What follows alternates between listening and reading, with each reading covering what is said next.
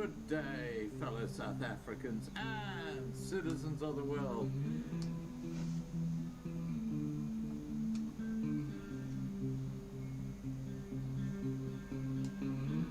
I've been looking around for salvation. I've been looking around for the truth. All around me I see frustration, and I looked all over till I found you. I sit and listen to your stories, and you're telling me, please don't worry. So lot in this world you should know,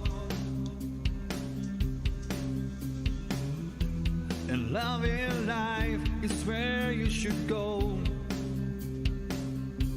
If you're looking for somewhere to go, if you're looking for someone to know, if you're looking for someone to guide you, then love in life will guide you.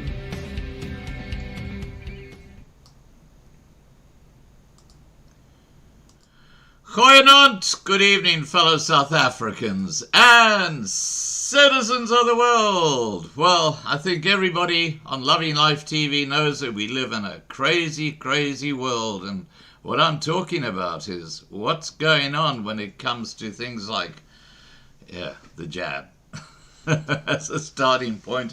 But what about baby foods? Well, let me tell you, the baby food bombshell is that nearly 40% of products contain pesticides, which have newborns basically in a whole heap of trouble. And these toxic pesticides are harming the development of young babies today. And it gets crazier, as I'm going to show you in this little video clip, when it comes to banning meat. And can you believe it? That this is what the globalists want to do. They want us to not have meat. Let me play you that clip. Here we go.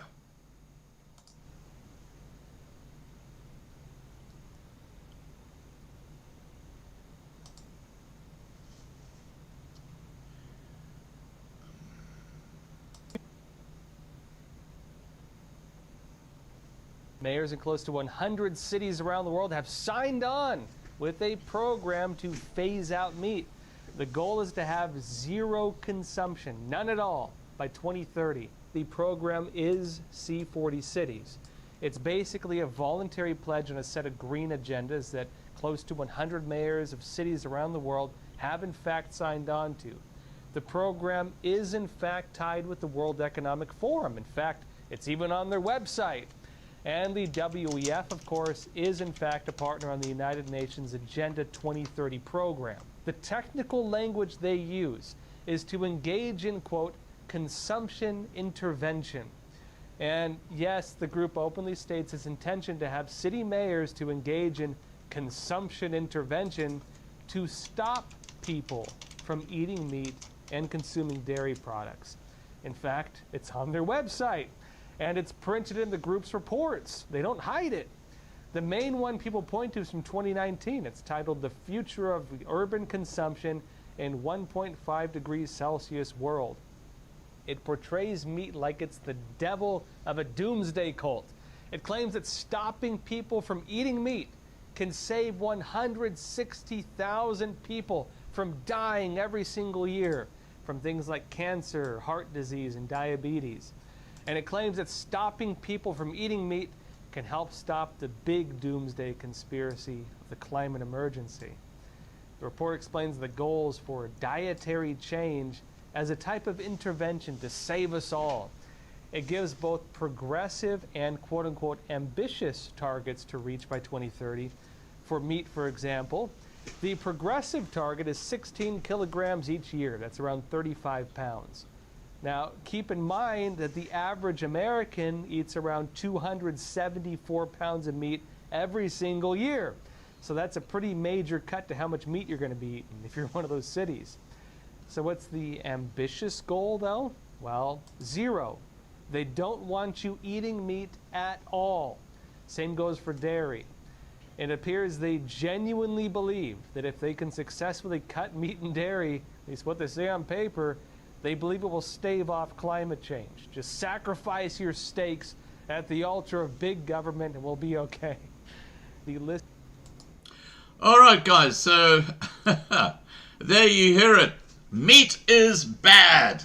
Well, who would have thought? Who would have thought? Well, in this crazy, crazy world we live in where the globalists are trying to take over, you know, you never know what to expect. Now, I've got our guests ready to join us, and I'm going to introduce them now. Let's cross to them. Hi, Jacqui. Jacqui, you need to unmute. Hello, Scott. How are you doing? Excellent, thank you. Excellent. We are back again on Loving Life TV. Thank you for the privilege and the opportunity of being on your program tonight. You're very welcome. And hi, Arthur. Hi, Scott. Good to see you. You too, Good buddy. to see you tonight again. Hi, Louis. Hallo Scott, How are you, mate? lekker om op jou show te wees. Heeltemal goed. You're testing my Afrikaans, Right. but that's okay. That's okay.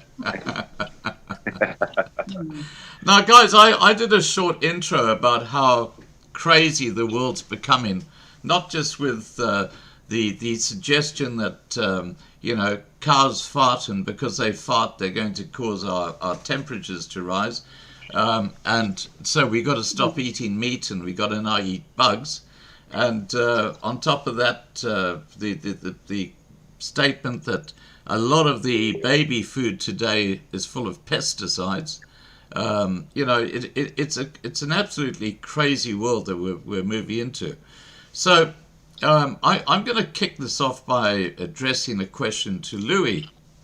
And Louis, when we talk about food, you know, we all just go to the shop and we say, oh, this looks pretty cool, and we buy a packet of peas or you know, hamburgers or whatever, and we never think about the shit that's often in the food, because sometimes it's really unhealthy, and nothing worse than McDonald's, for example.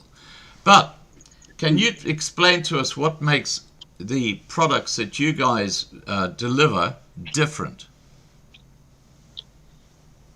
Yeah, Scott, it's very simple. You know, we must say to each other that, you know, over time, the use of harmful chemicals and pesticides depleted the soil carbon content and natural ecosystem. So the microorganisms, you know, came short, if I can say it that way. So at the end of the day, all the health benefits and stuff, you know, get away, you know, it disappear. So, and therefore we deal mainly, we gather a few farmers together and they do regenerative farming, which is not a well-known term in the world so far, but it's in short, we want to make a difference. We want to go the old-fashioned way, you know, to get food and stuff the healthier way, like it was natural as it was intended by God Almighty. So yeah, regenerative farming is a synergy of agriculture methods to restore that was depleted, so that we can produce crop natural as it was intended, as I said. So yeah, that makes definitely health difference at the end of the day. Not even the healthy side, but also, you know, when it comes to the taste and the smell of that, makes a big difference. Yeah.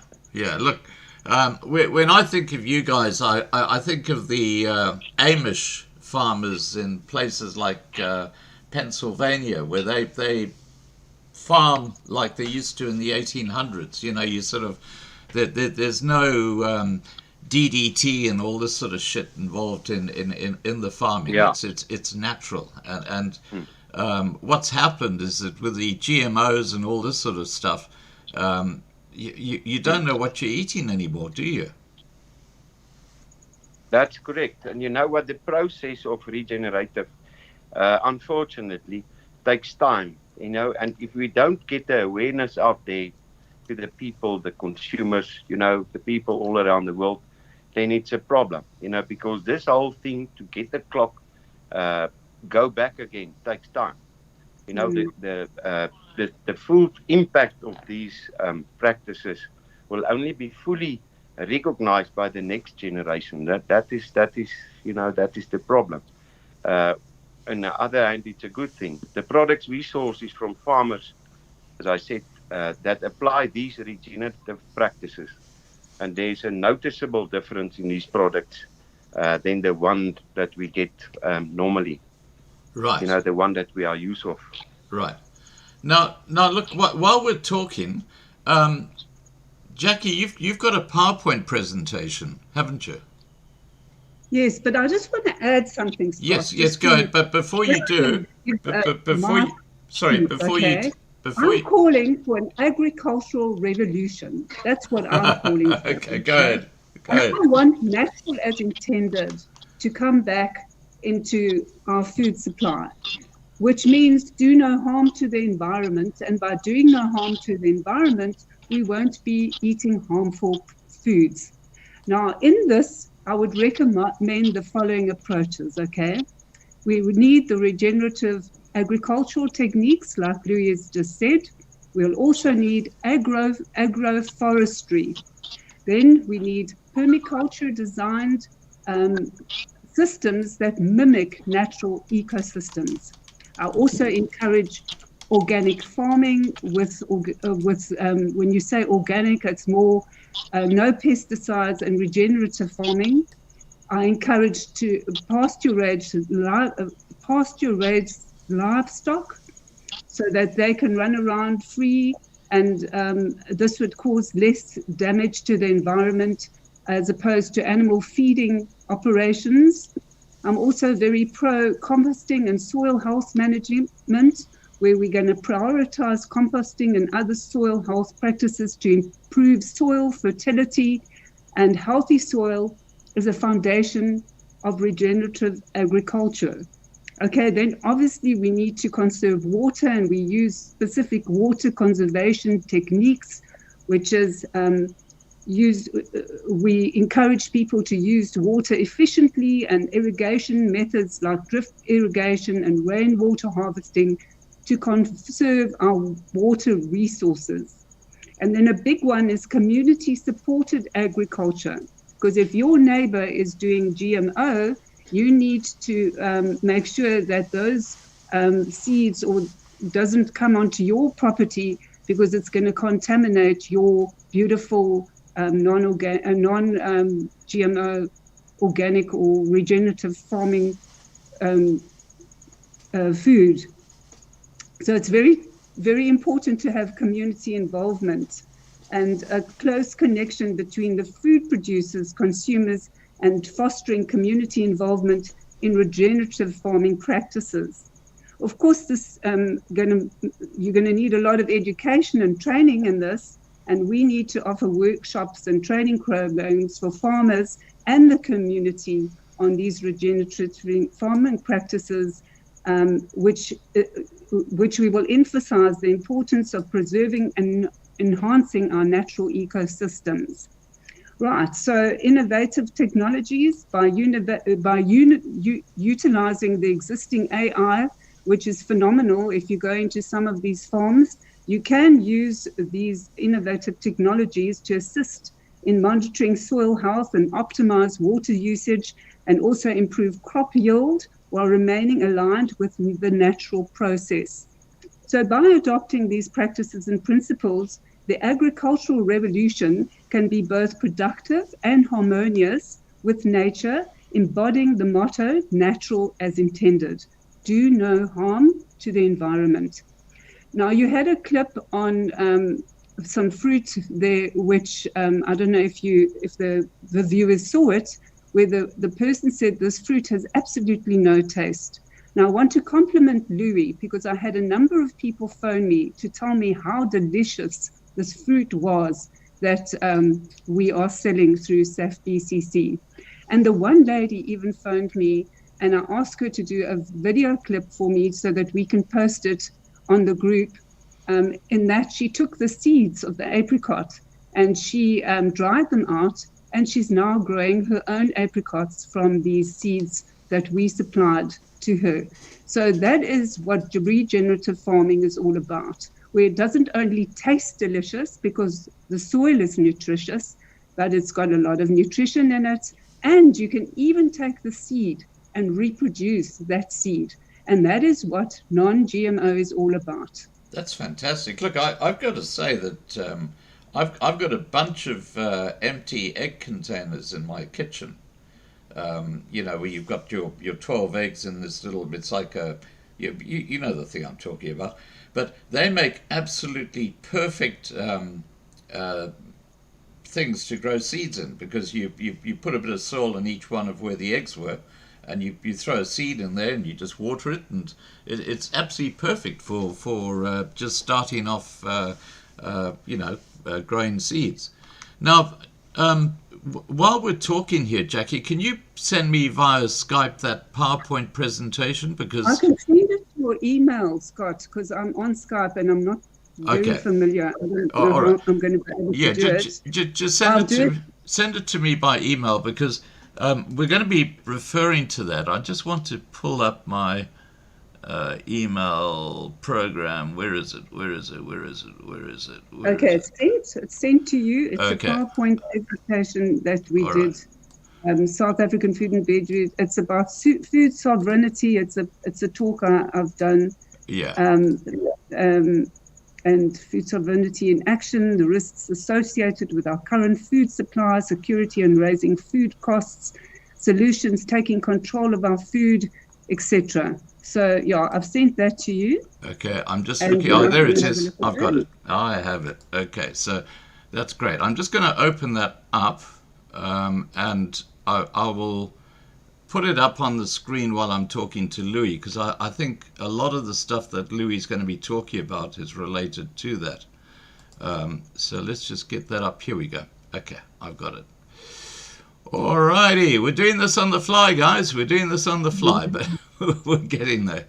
Okay, so what I've got on the screen right now is the introduction, which is food and beverage, holistic health and wellness, sovereignty, natural law, education, safety and security, water, energy, and finance.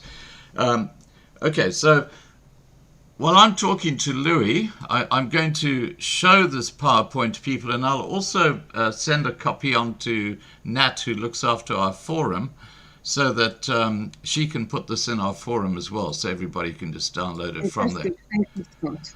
Now, Louis, getting back to you.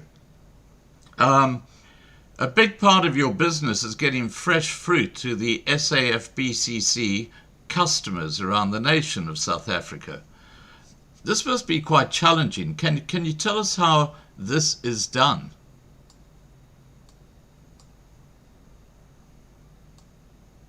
Louis, I think you're on mute. Sorry, Scott. That's okay. I think you're referring here to, you're basically referring here to logistics. Am I right? Yes.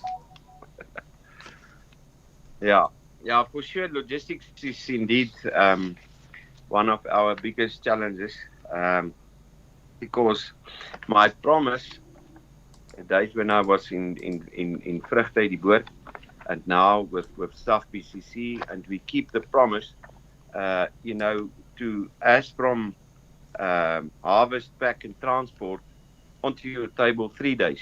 And that is it's a difficult one.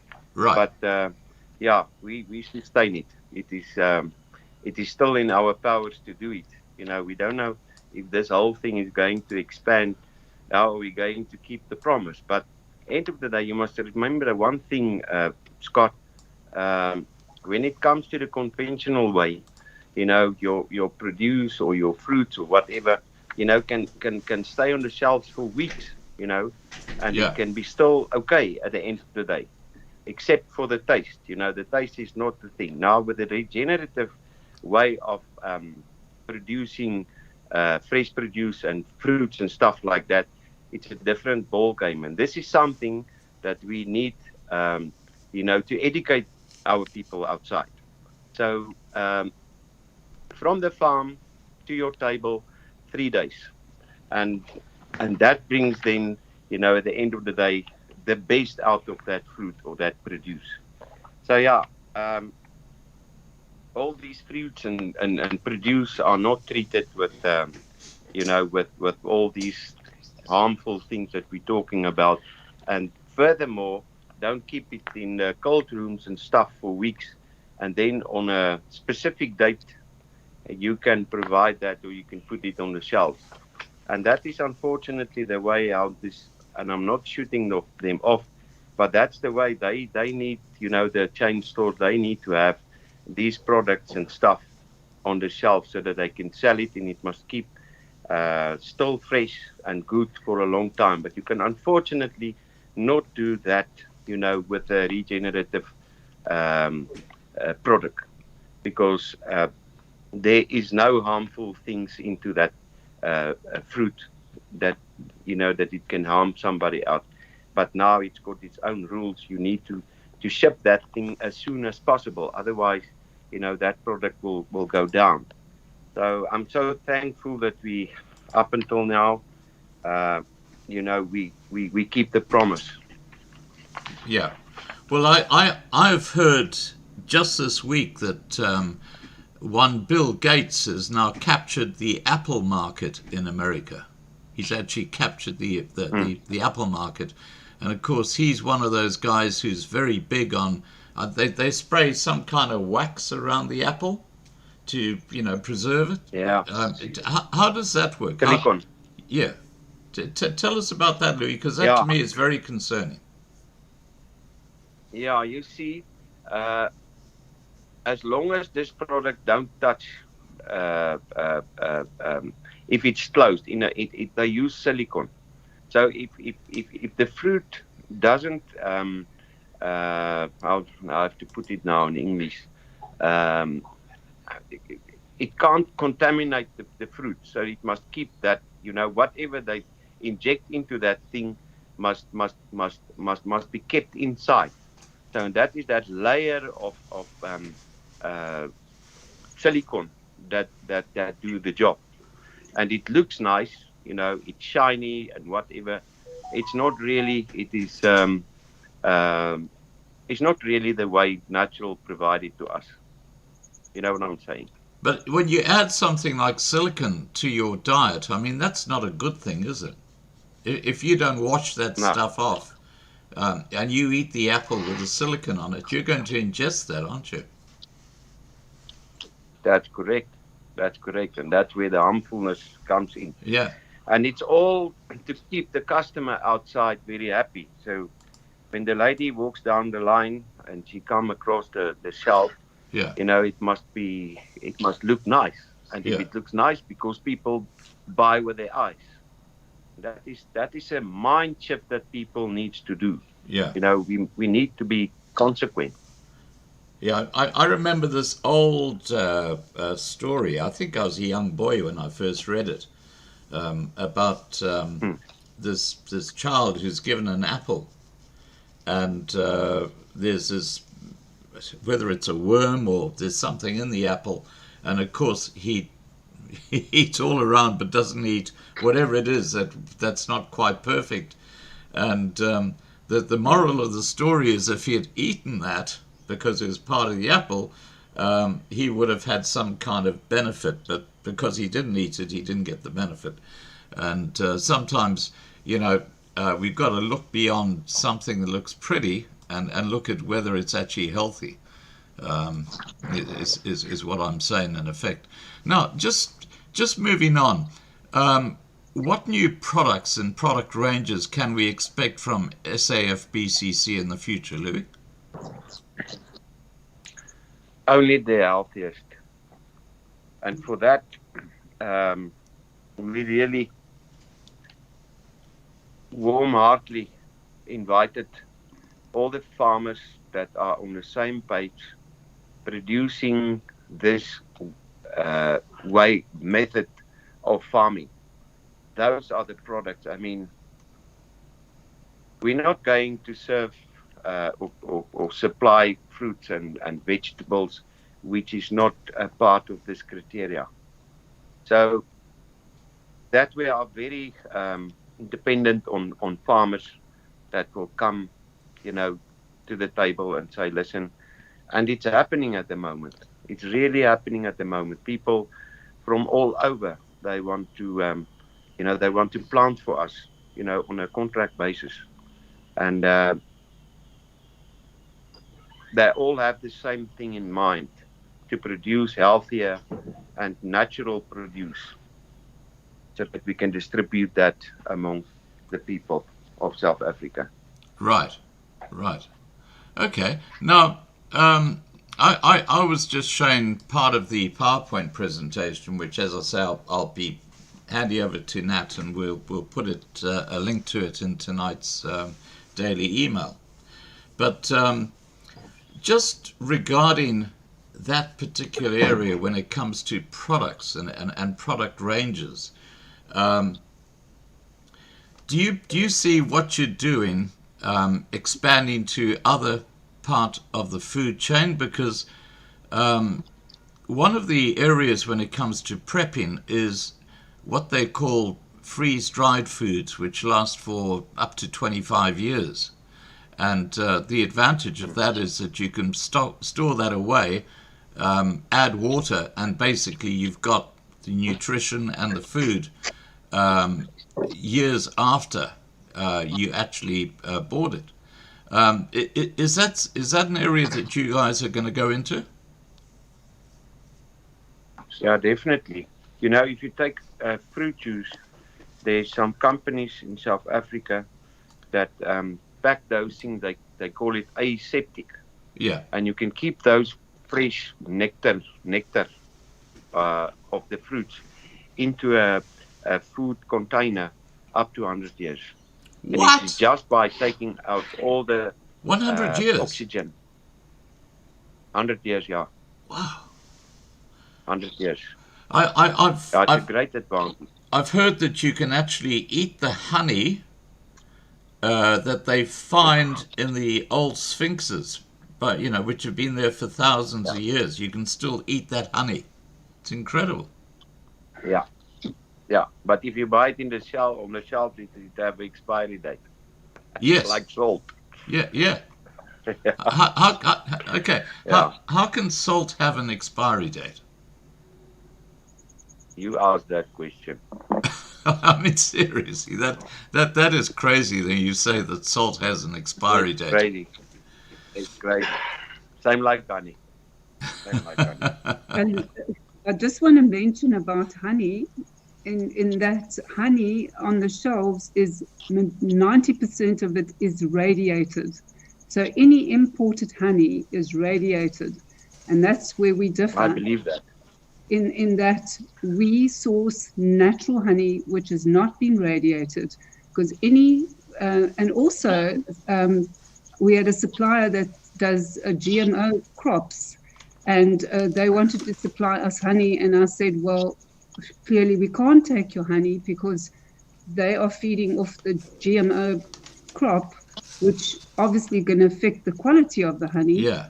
And so in that instance, we need to be strict with our quality. Right. And we would go for someone like really in the bushveld with natural as intended, and obviously not the imported honey, which is radiated, and radiation obviously destroys all the enzymes.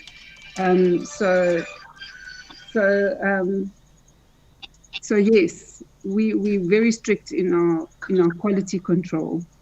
Now, what is the Yeah, and I want radiated? to say something. So, sorry, but just on Jacqui's point, what is the radiation process with this radiated? What is that?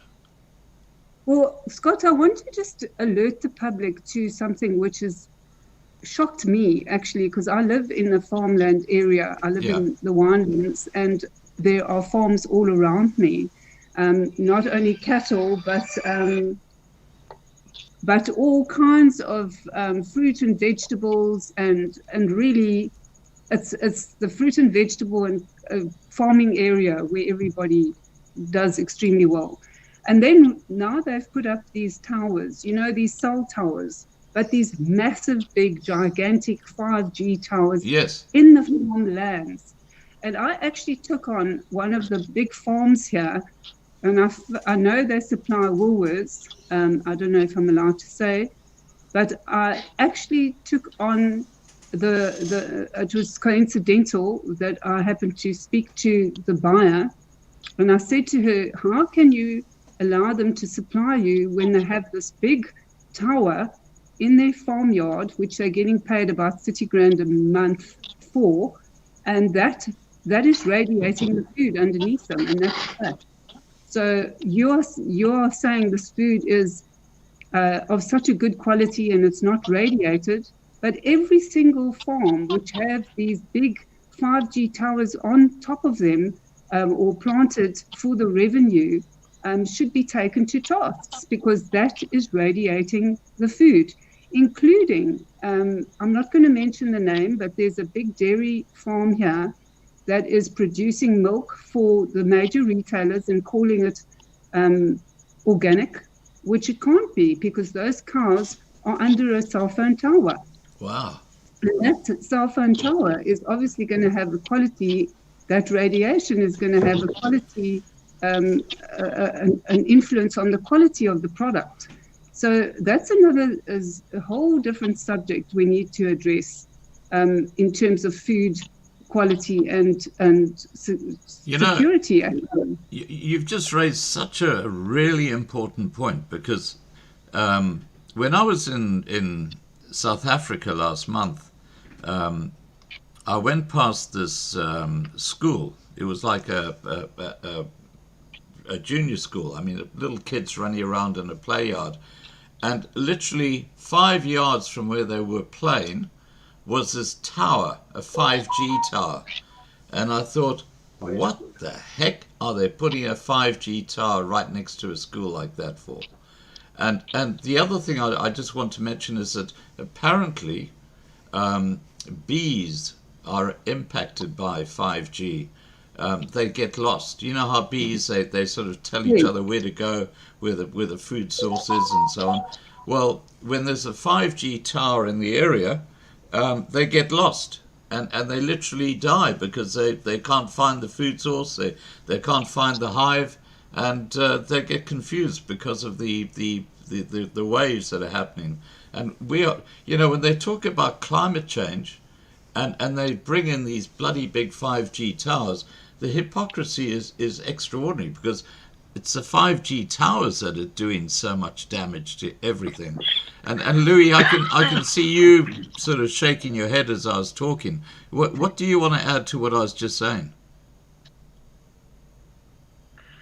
No, it's really a shame. All these things happening. It's very bad. It's a problem, Scott, and I don't know what we guys are going to do about it. This things like this which are happening tonight, is the fact that we can have this conversation is my only hope, so that people can have the message out there that things is not right. We need to do something about it. To answer your question, to finish up that what I was busy with is at the end of the day, we really need to get products from any farmer who have synergy towards our goal for healthier produce. They are welcome. And this awareness is really, charity starts at home, because all these funny things you hear every day from people, on the media, YouTube, wherever, and it scares us. You know, it's really concerning. Um, there's so many things we can talk the whole night about all these things that's happening that people are not aware of. And if you talk to people, they don't believe you. Yeah. Well, look, I've just got a And comment this in is the. and they make it up. They will make it up as conspiracy, which is not the thing. Yeah. Look, It's the truth. I've got a comment in the side chat I just want to read to you. And this is from Michael Lawson, who says, in the Drakensberg, a man found bees and harvested 62 tons of honey from that cave. The oldest honey at the back of the cave was found to be from flowers now extinct during the last ice age. Have you heard that story? No, no. That's extraordinary. But I can tell you, Yeah, go ahead. it is. No, but I can tell you one thing. I want to quote what Nostradamus said, and it's been written on his books. In his books, he Yeah. said the day when the bees die, then it's end of the world. Yeah, That's unfortunately the case. yeah. Well, I saw the most And extraordinary. with this 5G, it's bad. Yeah. I saw the most extraordinary beehive it's if you travel north from Cape Town going up towards Swakopmund, there's a Griqua little B&B. It's you actually live in the little huts, and I did that in 2011. And while I was there, I actually was taken on a tour.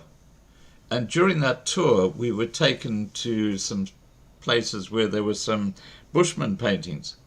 And near there was a beehive which had been there, predated the Bushman paintings. And the actual hive itself was like, you know how the sap from trees, sometimes you can see it sort of coming down and, down the bark. This beehive was, it sort of was about 10 feet high, but it actually touched the ground because it was so old. It had just grown and grown and grown.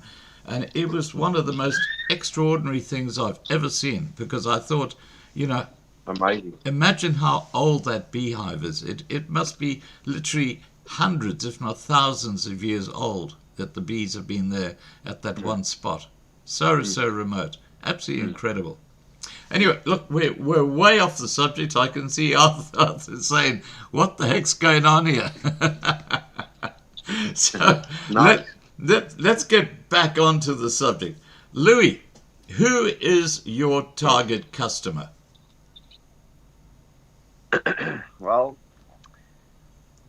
anyone that can identify himself with the declaration of SAFBCC regarding food security and products natural as intended. If you want to have a better life, a better, healthier system, you better look at what you eat. Right. You must be well aware of that. Now, I've got a question here that's just come in from Kate Hobbs, who says, "Are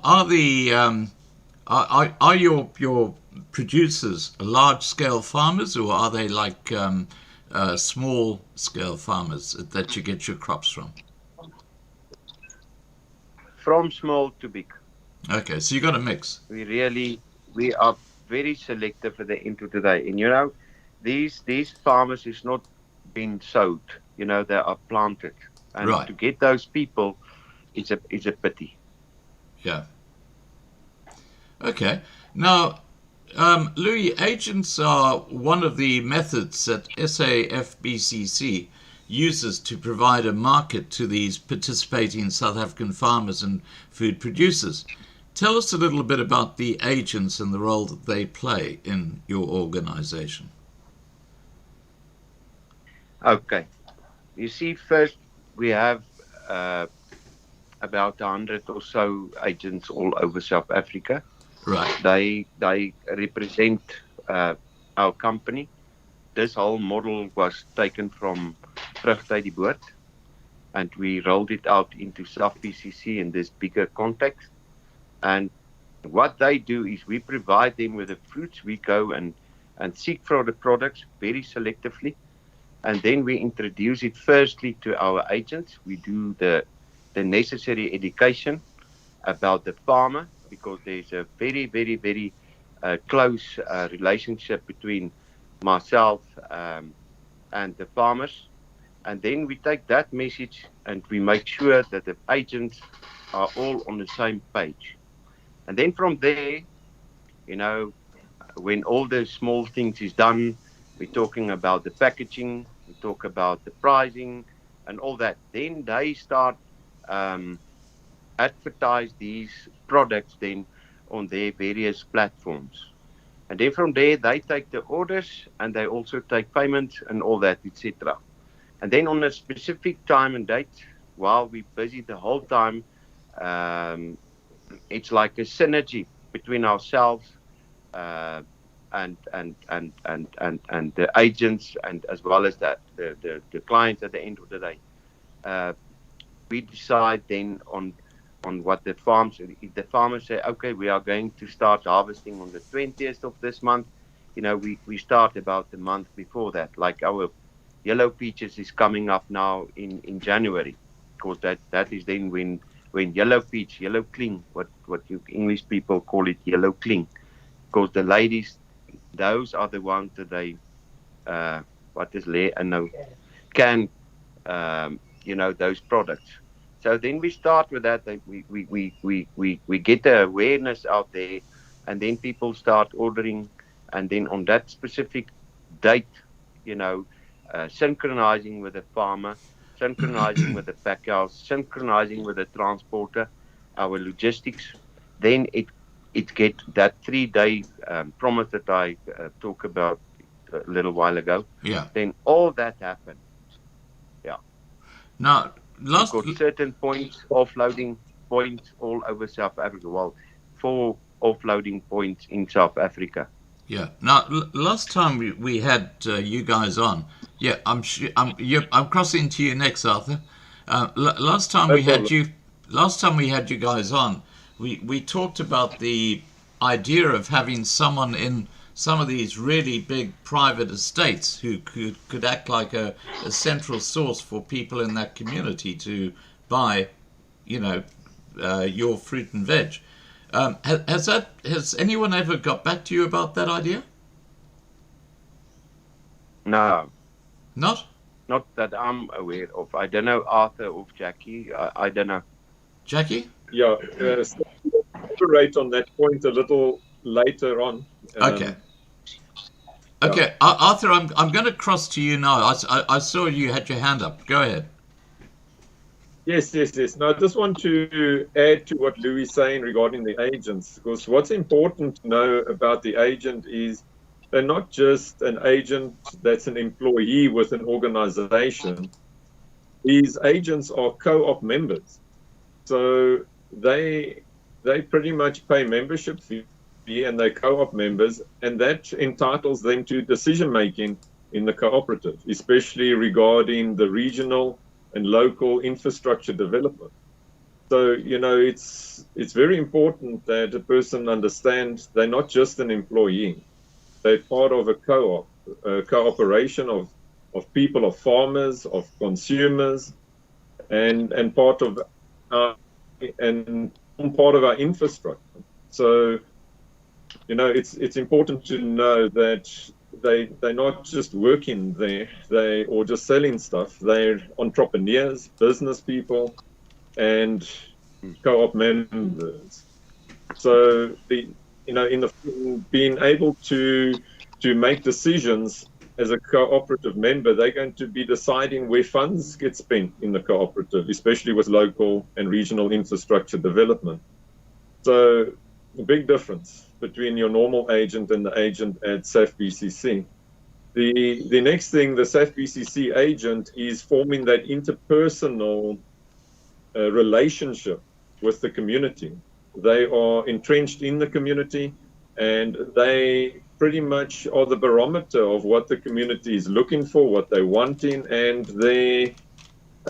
feedback on our products. So they basically set the pace on what products we wanting to get and what the communities are saying about the product and what they want more of in the area.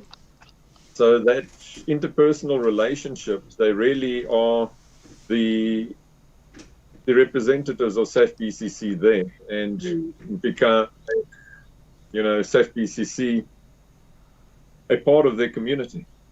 Right. It's very integral because they are pretty much the outlet infrastructure of SAFBCC. And it's also important to note that the agent model that we use allows an agent to start a business with no working capital. And I mean, that's a big thing. Yeah. When you're talking about starting a business today, most people can't start because they say, I don't have money. So we can't lay out the model here, but what we can tell you is the model requires no working capital for the agent. So we can help someone into business quite easily.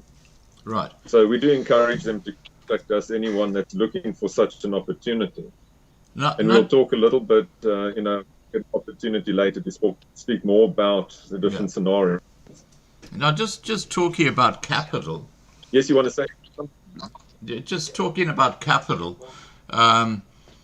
They're talking about a cashless society. They're trying to bring in the central bank digital currency. I don't know if you've heard about it, but it's called PayShap, and it's coming out in South Africa. Do a lot of your agents or producers or customers use cash? And if this all changes, is this going to impact the way you run your business? Jacqui, I'm going to ask that for you. Okay. So Yeah.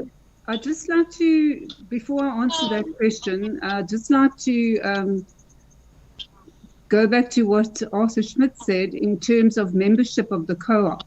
So membership is not it's not. So in other words, when people become an agent, they're not automatically shareholders. There's a very big difference between a shareholder and a member. Right. So the shareholders who will get the opportunity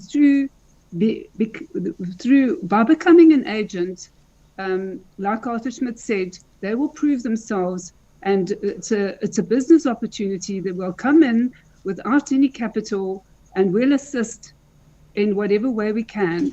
And as they get mentored into the SAFBCC way, so they'll get the opportunity of becoming a shareholder. Once they become a shareholder, then they'll have a say in the running of the cooperative. Right. Not until then. So basically, an agent will come in and they will be a huge asset in terms of they will tell us what the market wants and needs, and they might even have suggestions on different products or whatever. So they are a huge asset to our company. So the benefit of joining SAFBCC as an agent is the opportunity to become a shareholder and grow with the company, because we are very young, and clearly the people that get in first will have the opportunities to grow with us and reap the benefits and the rewards long term. So I just want to reiterate that point. Right. Then I'll come to your point or to your question. In terms of, we have a backup system, which we're not going to disclose because it is intellectual property of ours, but we have certainly considered everything that you've just discussed. And if something like that happens, we do have a backup system, which I cannot discuss in depth right now because it's intellectual property. I have had chats with 2 or 3 different, call it banking, but it's not banking. So it's an alternative method of banking, really, because what is banking except a promissory note? So in other words, a rand note is a promissory note that the bearer will give you 100 rand, and there should have been some gold in the vault to back that 100 rand up, but there isn't anymore, so there's no guarantee. So basically, a rand note or any transaction through a bank is just a promissory note, which has no backing really. So to answer your question, yes, we do have a plan. There's two alternatives. We have a banking kind of system as a backup to the existing, but there's also bartering, and we have a system designed around that as well. Does that answer your question, Scott? Fascinating. I find what you've just said fascinating. Barter. I think barter is going to come in big time in the future, because the way the world is changing it is quite extraordinary. And, for people who prep, and I think prepping today is so important, barter is going to be a huge part of that. For example, let's say that the financial system collapses completely, and you've got, let's say, boxes of candles. You might exchange candles to someone who wants light for cans of food or for apples or whatever. So the exchange of different types of product, I think, is going to become huge in years to come. And one of the things I say to people is, think of something that in a society where things are collapsed, you have something that's absolutely invaluable to people, and they will exchange something they've got for what you've got, which is what we call bartering. And one of the most interesting barter areas or barter products to me is toilet paper, because everybody wants toilet paper. Yeah, back to you, Jacqui. That is an interesting one, where toilet paper, everybody was going mad for toilet paper in South Africa over the COVID period. It was the first thing they stocked up.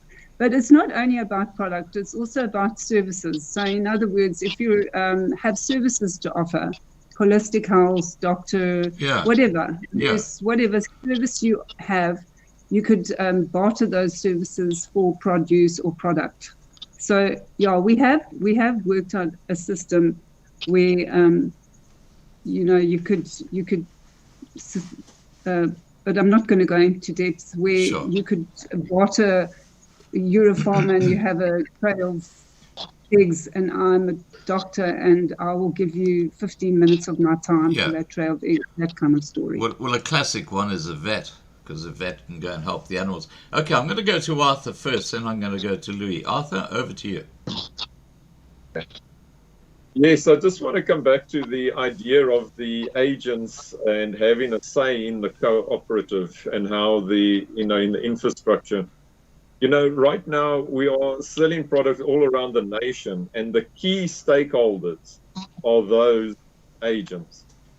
And they are working together, and they are telling us where we're dropping off, all that sort of stuff, and how they store the product and that. We can't go into detail about it, but all these decisions are made on an agent level, as Louis can also tell you about. Right. So, those, and so we're going to stop there. But the main thing is know that the agents make decisions, and we rely on them to make those decisions and to work together. Now, okay. Arthur, sorry, I've got a question here from the side chat. Marlena asks, how does delivery work? In other words, delivery of the product, I guess, from an agent to a client. Yeah, so essentially the client and the agent, that's exactly one of the decisions that get made. The agent, and it's not a single agent, it's the agents in the area. Right. They are going to make those decisions. And it's based pretty much on them, whether they get product and then how it gets to the customer.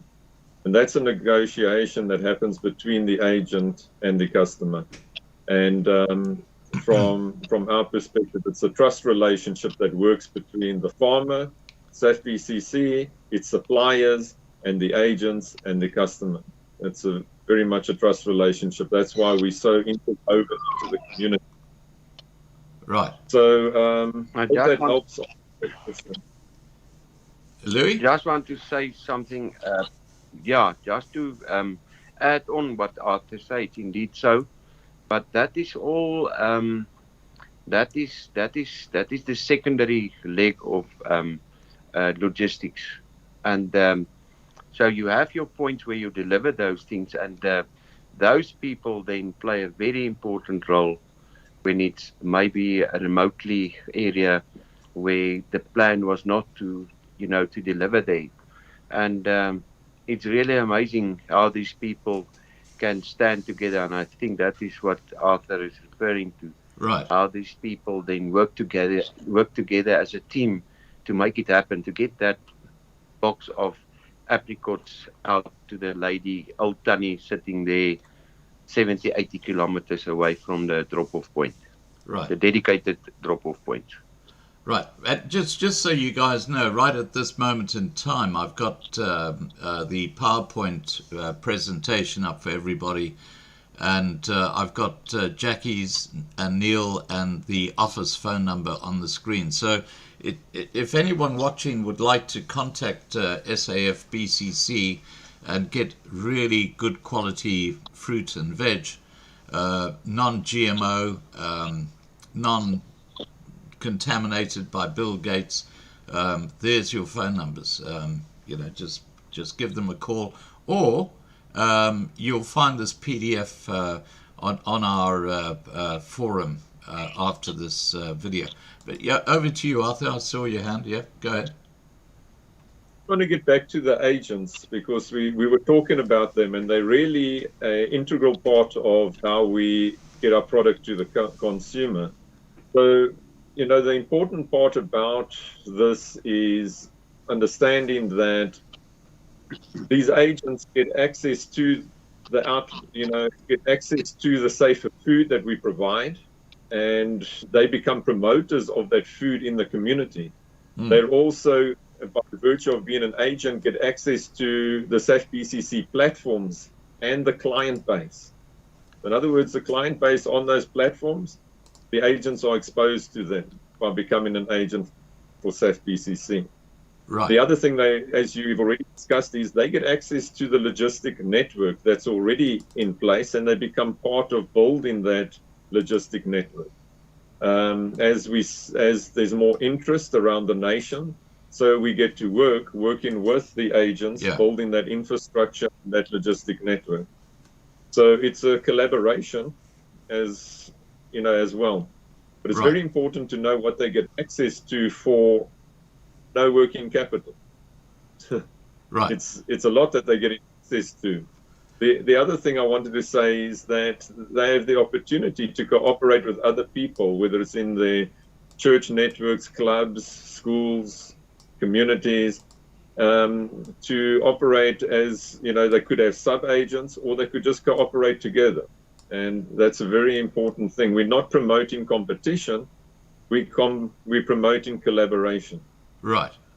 Now, look, I'm going to cross to this PDF that Jacqui sent me, which is the membership with SAFBCC, and we'll share that on the screen very shortly, and we'll make that available in the forum on Loving Life TV as well.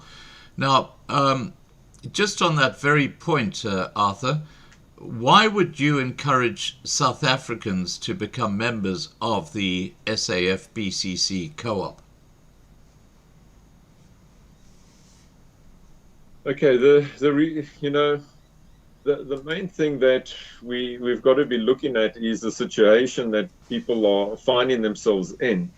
And so we're looking at the various different scenarios that a person could be in that would like to join SAFBCC. One, for example, is a person that needs to start up a business. For whatever reason, they lost their job, they've got children that need to start business. There's a mother that has her mornings free, and she would like to start a business. Right. So we've got the opportunities there, and they don't need capital to start it off.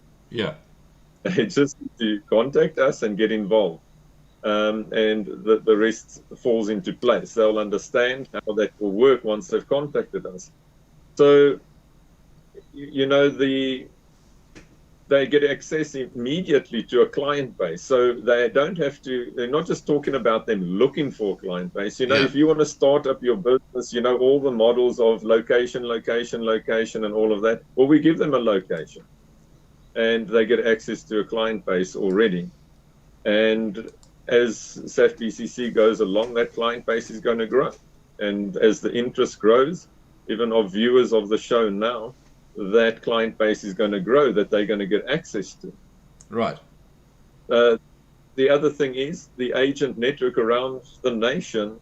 They share their contacts in different regions when new agents come on board, and those, if they're in a region, they will pass on that contact to those people in that region. So they're getting access to clients by virtue of the network we have in place already.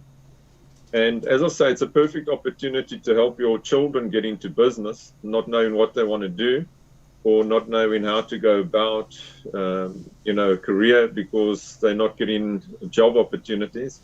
And why not help them start off a business and start learning the skills for entrepreneurship, the bookkeeping side of things, marketing, sales, all of that there. They'll get that opportunity to learn these things. Right. Education they can't get at a school. Now, I just want to say you want to say something? Yeah, I just want to say that Nat has put a link to this membership document in the forum in the side chat. So if people watching want to have a look at that document, click on that link and you can download it. Louis, over to you.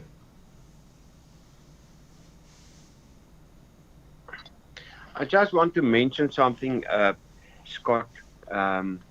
Maybe this is not appropriate to what we're talking, but I feel it's very important so that we bring this thing all about the model and the story with the agents. To work with 30,000 clients out there, it's not, it's really impossible.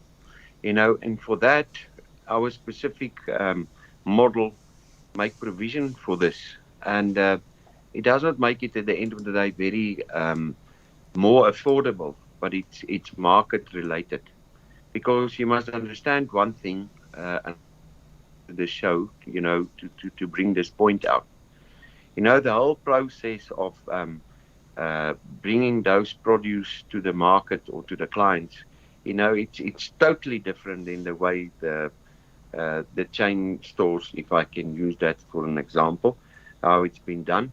It's a total different story. It's not that easy, although we get it right. But it makes us, at the end of the day, people, we had about 1%, I would say. I don't know what you guys say, Jacqui and Arthur. We have about 1% of people complaining and saying that our product is too expensive. Right. Then you take out the whole point of regenerative, because regenerative products at the end of the day is much more expensive, because the moment when you use regenerative practices, it means that, take for an example, a non-GMO maize, maize, can produce like a non-GMO under irrigation conditions. You can produce maximum, say, 5 tons a hectare. Where on the other hand, you can harvest up to 20 tons. So now the input cost stays almost the same. Don't think if you say, there's no chemicals being used, it makes it cheaper. It's not the way. People don't understand that whole thing. Yeah.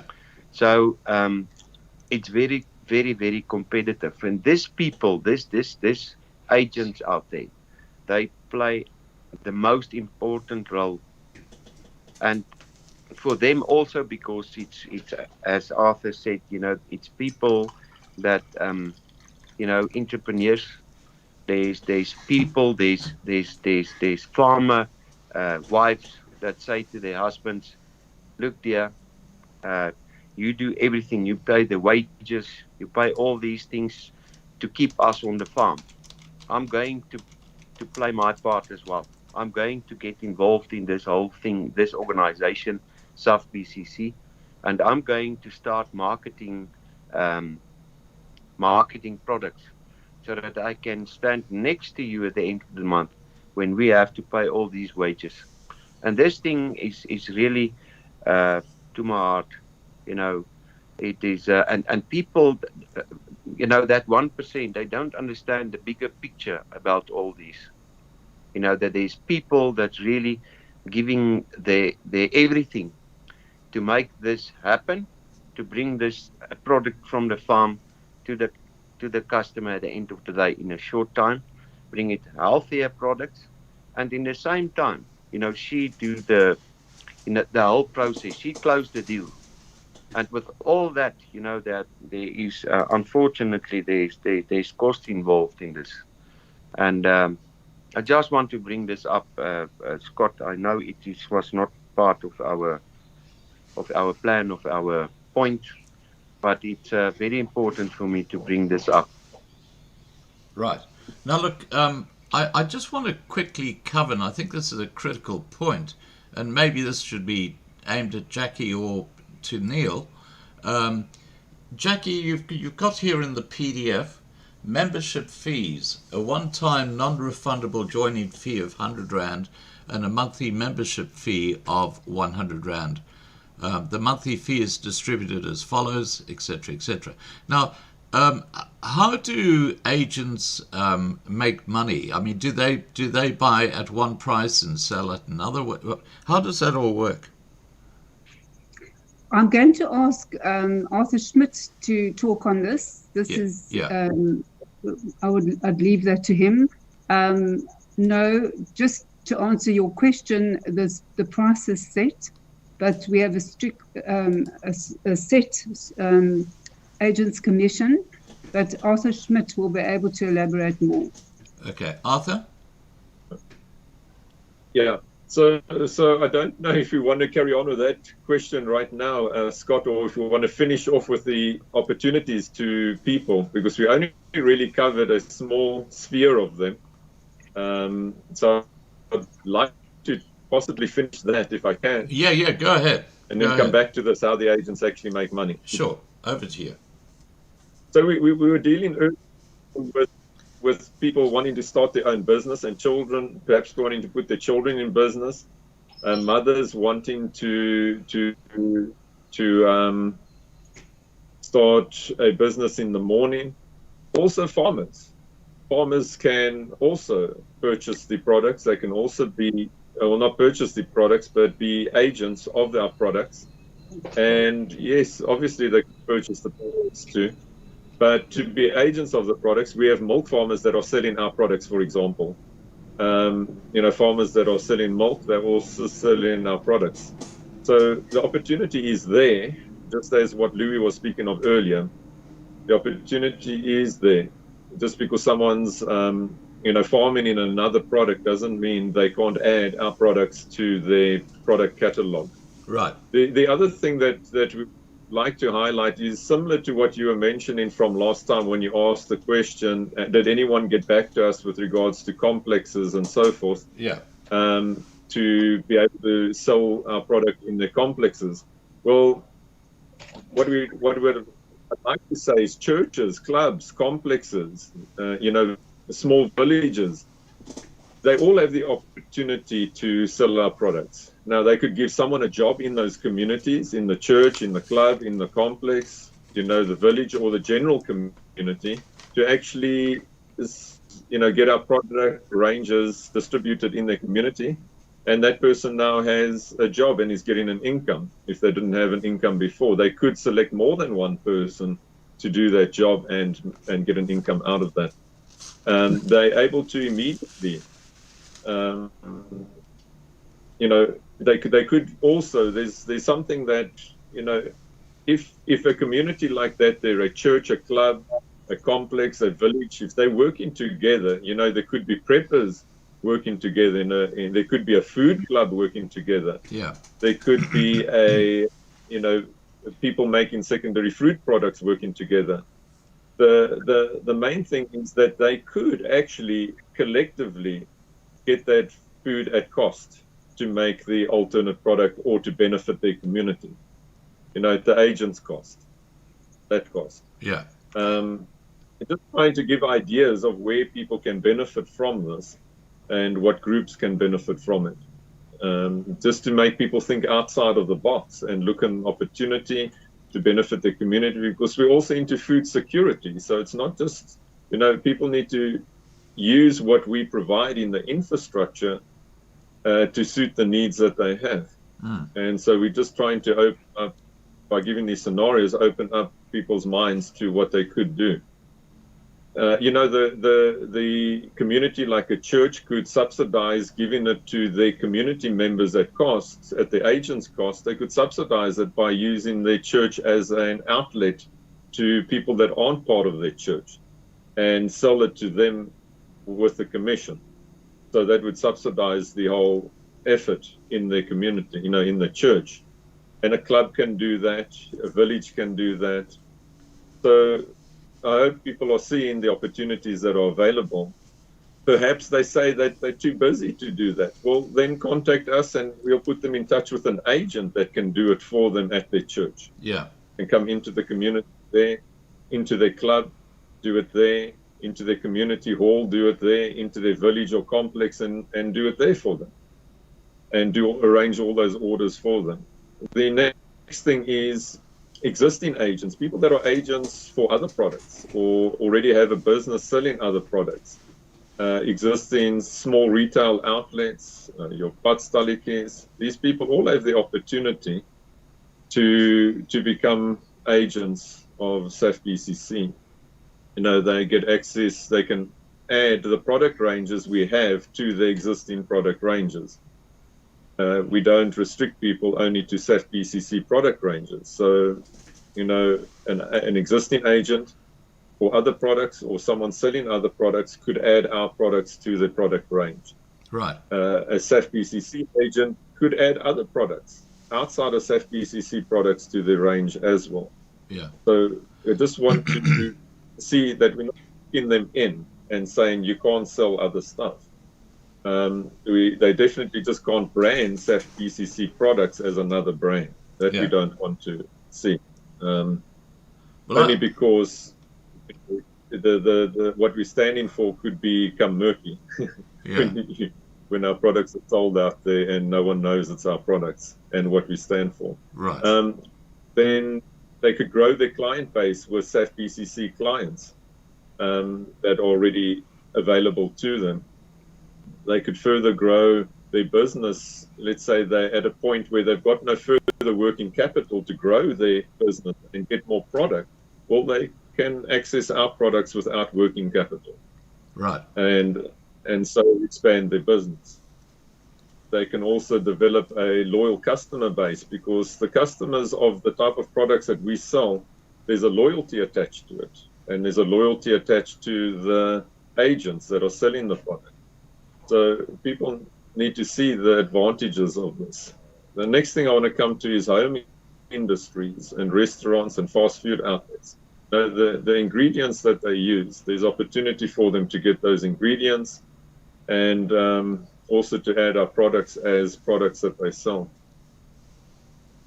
They're able to grow their product ranges. They're able to use our products as ingredients, and the pricing will certainly be more affordable to them if they sign up as an agent. Now, the other thing that we want to do, yes? Yeah, there just two things that just went through my head. One is that I know here in Australia, and we don't have a huge Indian community like you do in South Africa, but we do have a very large Asian community in Australia. And I know one of the most successful niche markets that is developing here is spices. And I was just wondering, within your organization, whether you had considered contacting groups like that who produce different spices that could be sold to different communities, like, for example, the Indian community, and having that almost like an extension to your main line. I see you, Louis, you're champion at the bit to say something. Go ahead. No, I just want to say we have already, there's a lot of products that needs to be complete. But all these, and especially also the spices industry, we already spoken to people in that, and we are really going to bring that in the very near future Oh, to fantastic. the table. Look, at the end of the day, yeah, we want to expand this whole product range as far as possible, but we need to be very specific and very handpicked. We need to bring the right people. Otherwise, the message that we bring out to the community outside must be what we believe in. Yeah, quality.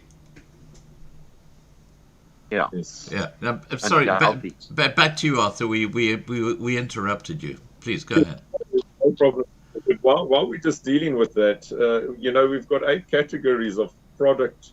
Oh, wow. Product category. What are they? So, food and beverage, health and wellness, water, energy. Wow. The legal things in sovereignty and law, your financial services, education, and production, manufacturing. So these are the areas we're working in, but we got to bring each thing on steadily, piece by piece, research each thing, as Louis says, little by little bit, bring everything on. It has to meet the criteria that we have, and it has to be with like-minded people that are in this for the long run.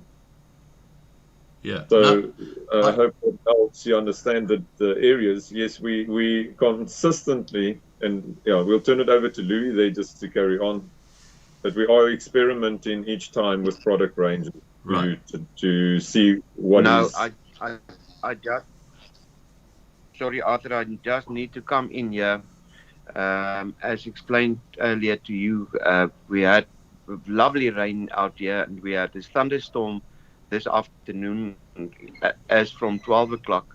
And our solar system, my son just came and showed me we've got about 16% left. So I just want to say, Scott, if this whole thing is going to collapse, don't think that, we have a problem. No, we that's can carry fine. on, but We'll cut, because I think it's going to happen. Yeah. Then I'm out here. Sorry. But Louis, that's why we got you on Arthur. first. That's why we got you on first, because we got you covering the main areas that you have a expertise in.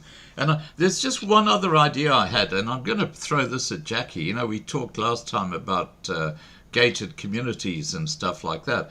You know what's so big in South Africa, and I know this because I use it a lot, and that's WhatsApp groups.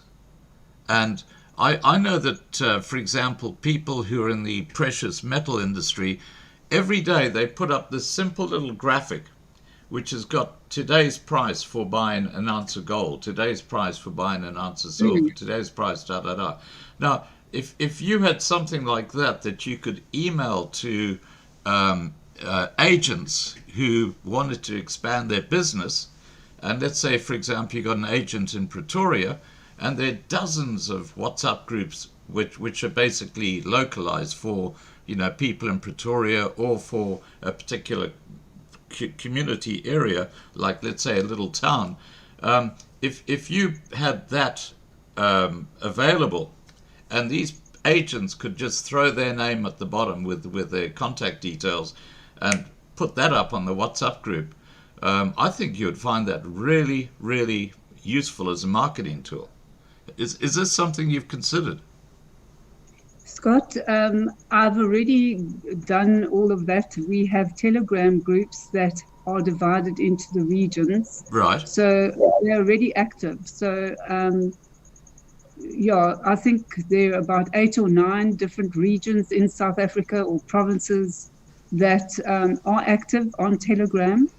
And we have agents groups that I know Louis and Arthur run. So we're very, very involved on social media. Fantastic. And they have private groups amongst themselves as well. Yeah. They're very interactive on the groups. So that is a large part of our communication system. Let me just put this hypothetical to you. Let's say there's someone listening who's got a few WhatsApp groups that they admin and their sort of local community. They could come in as an agent and put up a daily updates on, all your products in an image, and just take orders. I mean, that is so true, Scott. It's not difficult. Do have that. Yeah. Yeah, it is something that we have in mind. Yeah. I have approached quite a number of people that I know have large groups, but just remember we want to do things right. So it took us a year just to establish this SAFBCC, our constitution, and to do we didn't want to come in willy-nilly. We really sat and thought about every single aspect of this, and we piloted it now for about a month or two to perfect what we have, because it's no point. We don't have a problem with agents and people wanting to come on board, but we've slowed the wheels down to a point where we can manage. And if there are any imperfections, we can iron them out. So we don't want the train running out of control before, we're starting slowly and we're perfecting what we've got. And when we're happy that that's perfected, whether it be in a region or wherever we've, at this point in time, it's mostly in a particular region, or two or three. And once we've perfected that, then we'll branch it out to the other many large groups actually that have approached us. But we just want to know that what we're going to do is offer excellent service quality, etc. And this takes time. We can't just put it out there and be overwhelmed because we're piloting at the moment. So I think next year we will introduce and bring more people on board. But we do have a lot of interest from large groups, and even look, we've got 8 pillars, which Arthur was just saying, and that's a lot of pillars. So a lot of them work in synergy. So we've started bringing in or piloting food and beverage. So once that's perfected, we'll bring in health and wellness, sovereignty, which is natural law, education, safety, security, water, energy, and finance. We have, you asked me earlier this evening about our alternate to the existing financial system. We do have that, and that will come in as the 8th pillar. Remember, this is a parallel system, and I want to impress on people, this is not conventional. This is not something that has been done before. It's a completely new concept, a parallel system to the existing, which so in other words, it's more focused on natural as intended, human contact. Your financial, your whole mindset's got to change. So it's not you're going to go to the store and you're going to buy a whole lot of stuff. In this instance, you're going to go to the agent who has been allocated a region who will have the whole basket of stuff under the 8 pillars. So that is our vision, and it has to be phased in slowly because we need to perfect the concept. So in other words, it's a parallel system to the existing. We don't want to compete with the existing whatsoever. So it's a completely new concept in terms of every one of those pillars that I've just mentioned. Right. Okay, we've got a little bit of feedback coming through from somewhere. I don't think it's you guys. I think it's the internet, but it's not too bad. It's okay. Now, at this point, Jacqui, can we get Neil on the phone? And I just need to explain to people that Neil is involved in the membership side of SAFBCC, and he's got Wi-Fi problems, so he hasn't been able to join us tonight on Skype. But so we're going to get him on the phone, and go ahead, Louis. Now, I just wanted to say, because there was no time, Neil sent a message out there to make apology for the internet there by site. I don't know, maybe Jackie can try to get hold of him now. But while we're waiting for that, I just want to mention this on this agent thing and where to get hold of them. On the SAFBCC Facebook page, there is there's a whole list, and I will make sure that they put it on SAFBCC's Facebook page, where there's you know all the bunch of agents all over South Africa. So if people then want to get in contact with them, they will find it there on the SAFBCC page. Right. Okay. Now, Jacqui, were you able to get hold of Neil? No, unfortunately, I'm not able to get hold of Neil, and Neil is our finance guy. He is our chairman. It's unfortunate. He was going to explain that whole section. I'm not going to ask any of the others to do that because that is his forte. Right. He is specialist in that section. Unless Arthur wants to give a brief overview. Arthur? Yeah. Look, I don't mind doing that, but I just wanted to quickly just come back to the agents, because I just want to finish up there, because this is very important. And the reason we're spending the time on this to tell you about the agencies and to give the ideas is because the agent network is very crucial to food security that we are looking to providing to the nation. And that's why I say I want everyone to think out of the box. Look at what we have to offer and see how you can use it. Use it in innovative ways. I mean, if you were to look at a home industry, it's a perfect time for a group of people to get together and work in a home industry. And if one of them, they nominate an agent from the group, that agent will bring the supplies in at the agent's price, and they'll be able to get a better margin on the product that they're selling. So, it's these things to really think about. Restaurants, fast food outlets that want help in getting their products, why not get one of our agents to help them source products for them? And they will also give us the feedback we need to get the right product to those outlets. Right. So, we want people to look out and think out of the box. It's an opportunity.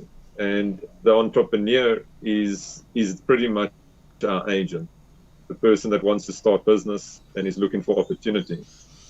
Right. The other thing is businesses. And if we talk about food security, a factory, for example, could say, I want to help my factory workers here. So they take someone that runs the canteen and they say, well, you become an agent and you start purchasing the products in for the community that work at our factory. And they can choose how they would subsidize that to the employees based on the agent price versus what needs to go to the employee. So I'm just saying, think out of the box. Anyone that's a business owner and has employees, you can think like this. How can I improve situations without having to pay my staff more? And you really got to look at the opportunities available. We can't just say, but I already do my part. I hire employees and, I pay them for their day's work and their month's work. You really got to start looking at how can I improve their position, and how can I do it without it costing me more? And how can I improve food security in the nation? How can I pretty much change the position of people in life? In other words, how can I benefit others, not just the people who are currently working for us? You can reach their families, their network from your business. Yeah. And it's just a good thing to do. That you'll feel good in doing it. Yeah. It's interesting because I've got a friend who's got a coffee shop, and he says the most profitable area of his business is cakes. And you think about it, these guys, they buy in cakes from a supplier. Let's round the thing up. Let's say they buy the cake for 100 Rand. They slice it up into 12 pieces and they sell each piece for, say, 20 Rand. So they make 140 Rand clear profit out of one cake, out of 12 slices. But not in South Africa, Scott, because of the power outage. Yeah, I know this is Australia, Yeah. but that's one of their most profitable areas is actually the side dishes, the cakes and the cookies and stuff like that. All right, now membership. So are we going to have any sort of summary on membership, Jacqui? I'm not going to go there this time. We're going to say we'll pause until the next time, All right. because it's quite in depth and it's something that people have to get their head around. And Neil is able to explain that. I'm not even going to go down that road. I just want to add to what Arthur Schmidt said. This evening was really to encourage more agents to come on board, because we really, this is how our business is driven. We have an interactive map where they get a dedicated region and they grow with the company. So we really encourage all agents to get hold of us. And this is really what this meeting is all about. The opportunities are immense. It's not only about the bottom line of the commission that they make, but it's the opportunities that we offer them through SAFBCC. Right. I'll give you one example. So, for example, I was offered apricots at not the same quality as Louis, because that's table, and it was absolutely magnificent apricots. As I said, you can even grow the seeds into your whole and your own orchard.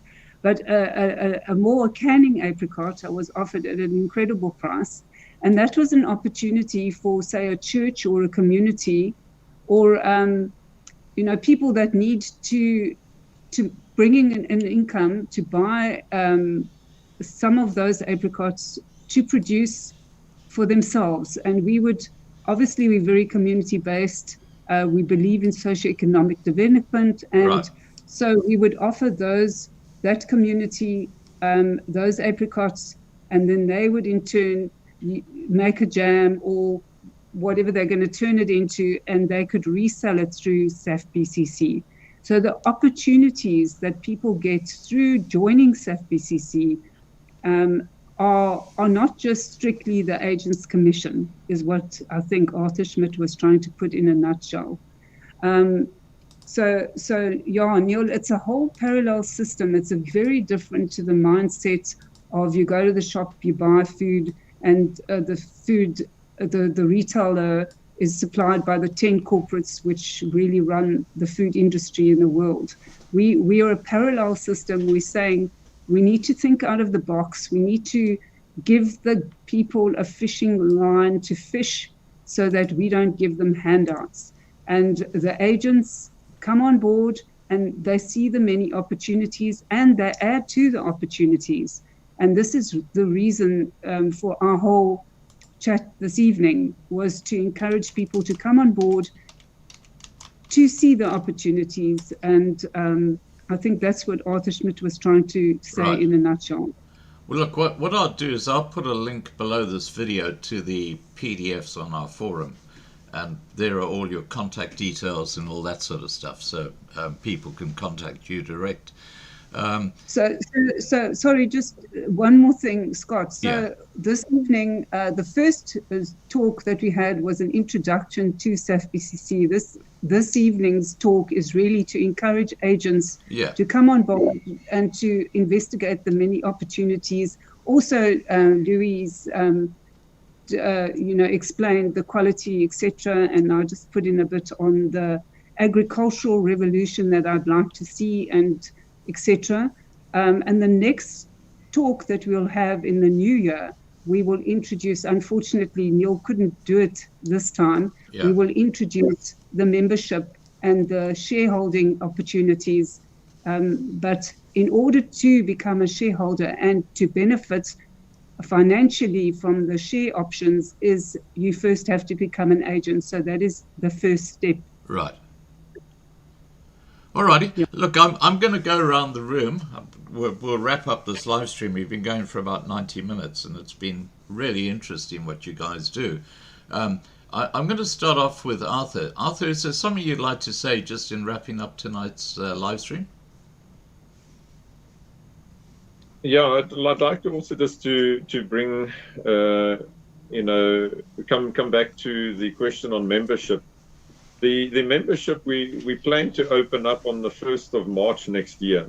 Okay, so that would be to farmers, to transporters, to customers, to agents, and so forth. The membership will be open in around the 1st of March next year.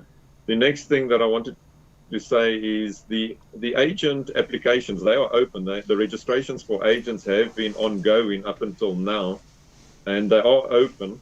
And you could contact myself on, should I give my number now, Scott? Yeah, sure, go ahead.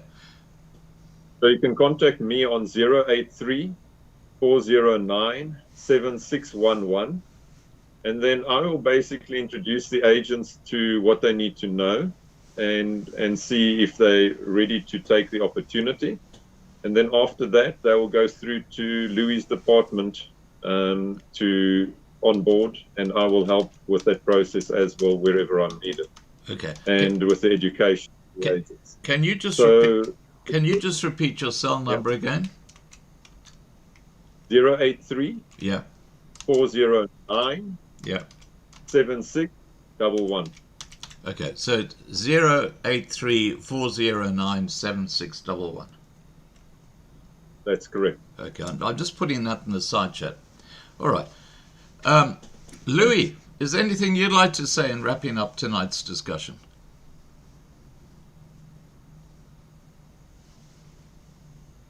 You're on mute. Louis, you're on mute. Sorry. That's okay. Sorry. That's okay. I would just say to the broader public,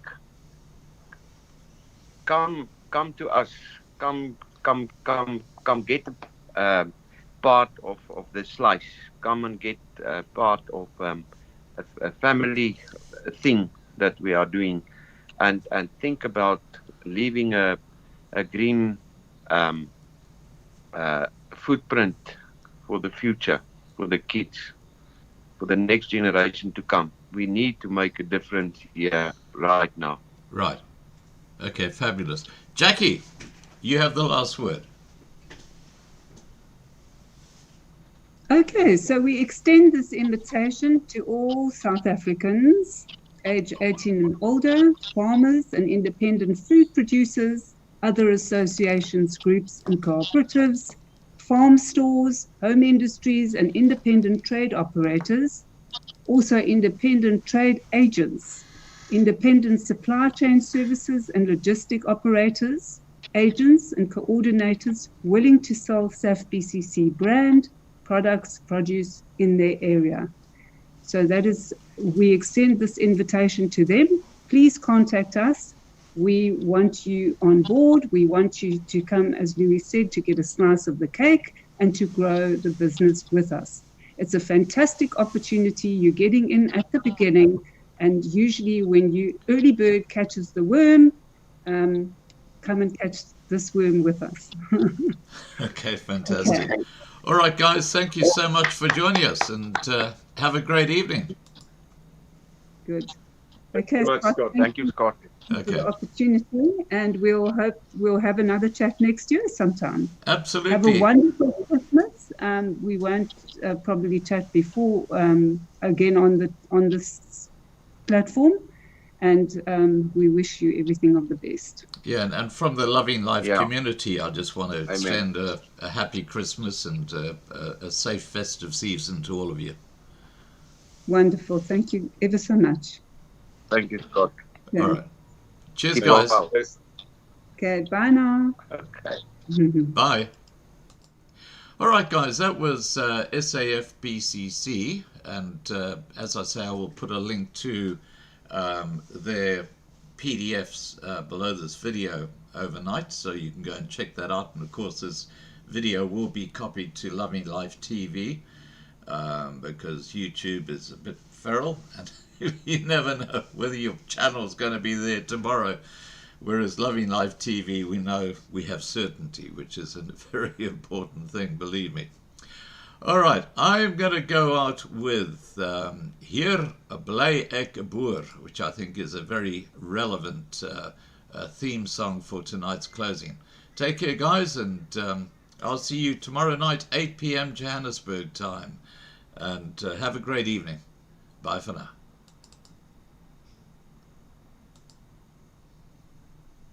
60.000 van ons voorvaders het op die grens vir ons gesterwe, sodat ons vry kan wees. Die is my land, die is my reg. Hier is ek boer.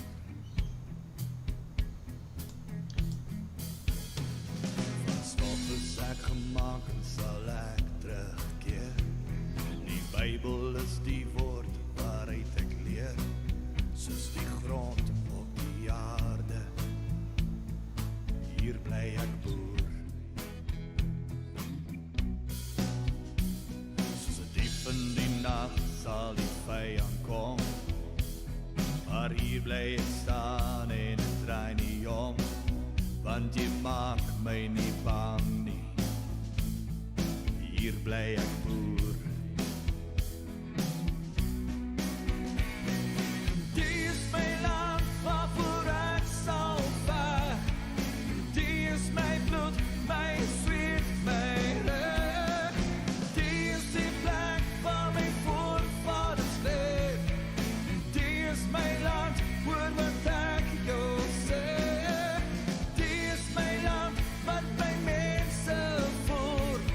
Hier bly ek boer. Soos 'n blaasom in die somer wat vreugde bring. My oupa wat maniekiero kon sing, soos hy stap deur die lande. Hier was hy boer. My wortels lê diep in die grond geplant. My seun soos my pa los ek vir jou die land, en jy hoef nie te vrees nie. Hier sal jy boer. Die is my land waarvoor ek sal veg. Die is my bloed, my sweet, my reg. Die is die plek waar my voorvaders leef. Die is my land, hoor wat ek jou sê. Die is my land, wat my mense voer. Hier bly ek boer. Die leeu sal kom, die leeu sal kom, die leeu sal kom, die leeu sal kom, die leeu sal kom, die leeu sal kom, die leeu sal kom, die leeu sal kom, die leeu sal kom, die leeu sal kom.